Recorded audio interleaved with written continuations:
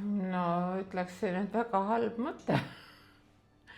Noh, sellepärast, et no vähemalt selle korra peaks ju ikkagi nädalas leidma, vähemalt selle ühe korragi peaks ikkagi nädalas leidma, sest et kui muidu juurde ei tee, siis on ilmselge, et siis ta ei tee isegi seda ühte korda nädalas, vaevalt, et ta selle tavapärase korra asemel läheb ja teeb siis omapäi midagi, kui ta muidu pole harjunud omapäi tegema.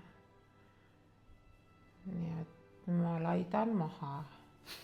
Laidan selle mõtte maha. Aga noh, ega kedagi ei saa ju sundida, et iga enda otsus, aga ma kahtlen, kas ta sügisel jätkab. Kui on juba nii, sest vaata, inimene on oma loomult ja laiske lohe, eks ole. Et kui on alguses suure hurraaga hakatud tegema ja siis on võib-olla esialgu ongi see mõte peas olnud, et teen ühe korra treeneri juures, teise korra teen ise või veel midagi lisaks.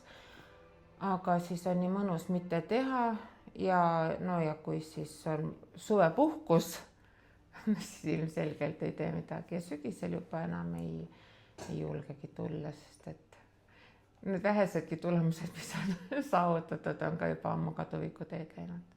Paraku on teada, et see lihtsalt läheb ära käest. Sest nii hea on olla niisama, sest alati ju leiab ka suvel põhjus, et täna on palav ja täna on nii ilus ilm, täna võiks randa hoopis minna ja täna vihmas sajab ja kurat, täna on siuke tuul. No mida iganes, eks